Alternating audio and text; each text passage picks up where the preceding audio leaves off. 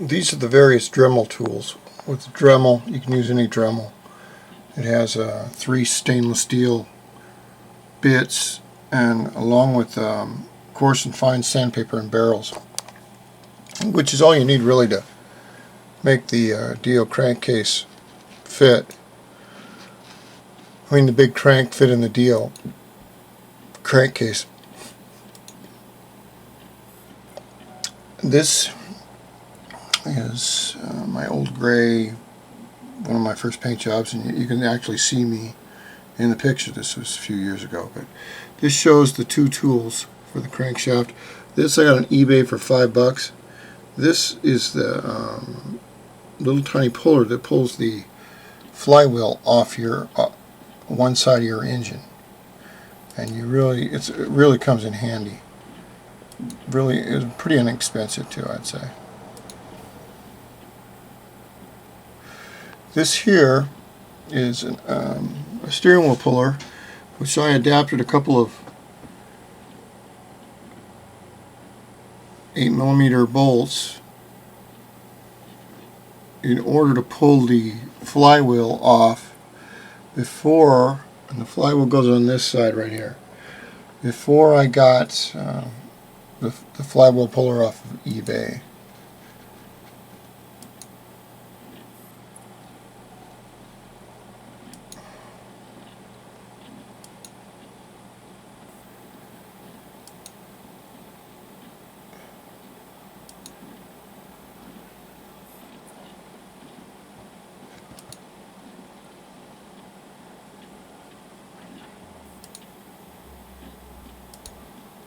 This is what the oil plug, a new oil plug, looks like. When it's put in, you take the oil pump out. You won't need it because you're going to use premix. And then you slide the new oil plug in right here. And it has no ring on it. It's made of aluminum. Then what I do is I put JB Weld all the way around it. JB Weld is a really good sealer. It holds it in. It also holds the vacuum, or the not the vacuum, but the compression, so there's no leak. This here shows the sleeve for the variator side, plus the crank tool, which slowly pulls the crankshaft through the case and through the bearing that seats it.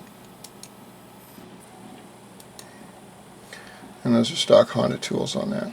This is kind of an interesting one. This is a picture I made.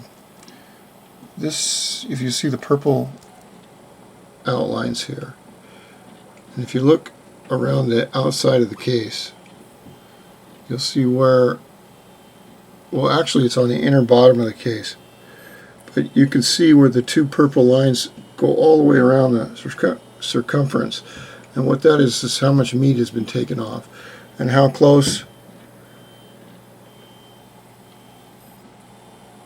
it comes to the 50mm, to the crankshaft, crankcase holes.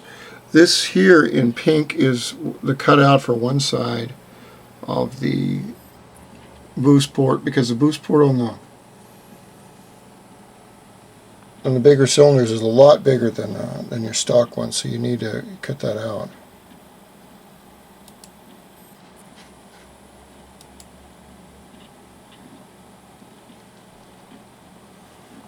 And that's another picture of it right there.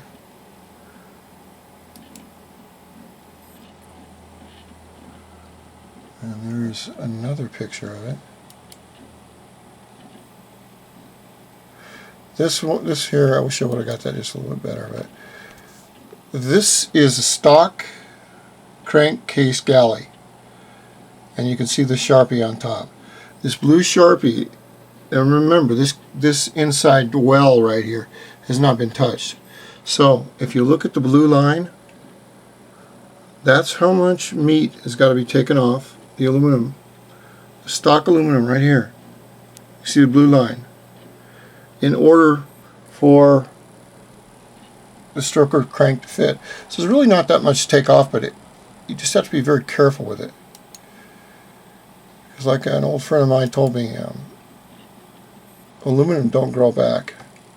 Now this right here is an interesting picture too. If you'll notice, you'll see the stock boost port with the slight vertical lines here and here, and that with a bigger cylinder it has a larger boost port, which is this other up here, and so that much more has got to be taken out, along with the two side pieces here for the bigger 107cc cylinder, or larger cylinder. Here's a top view of the stock crankshaft, the stock crankcase. I'm sorry, I'm kind of getting tired. And this is what's got to be taken out. You can see the stock boost port right there to there, and you can see the larger boost port that must be cut out. This is done on all strokers if you want a decent running motor.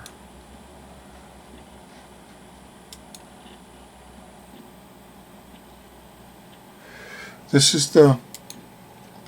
is your stock DIO head gasket, base gasket, and you can see how much has got to be taken out to make it fit for the new larger cylinder. That just kind of gives you an idea, rather than just talk about it and trying to explain it in words. Picture is really good for that. This here is the oil plug that I was talking about. And this oil plug, you buy it and you take your old oil pump off and you just slide this plug in. And the way I hold it in is I put JB weld all the way around it. This right here, this is not a hole. All that is a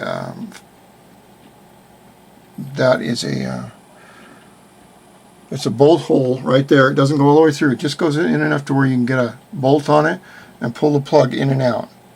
You can leave that open or whatever. It doesn't even matter. But that just allows you to get it in and out.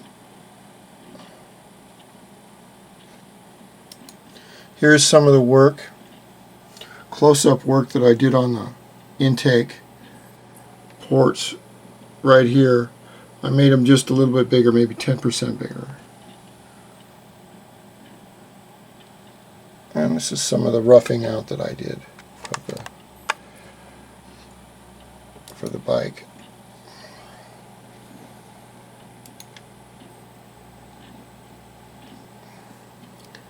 And here's a picture of a side view of one side. It's got to be taken out, and you can see that and that.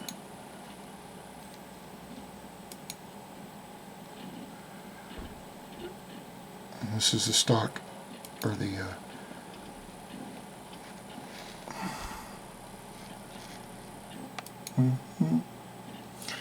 this is the larger crank fit in one side, so it's fine on that, on the SR50. Come on, let's go.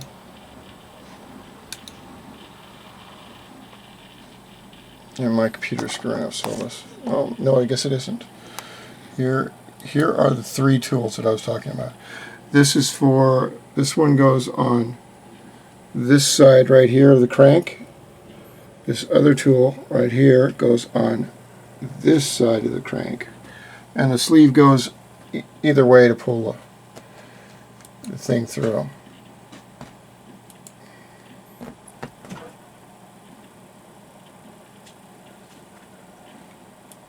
And here's the block with the crank in. And I use not JB Weld, but I use a Moto Seal along the case halves to seal them a little bit. You really don't need to do it. This is a much better picture here. This blue line really will show you, and this will be the last of the series, but this blue line will show you exactly how much meat's got to be taken off a stock DIO case to fit a stroker crank, and really it's not that much. Alright, that's the end of this segment.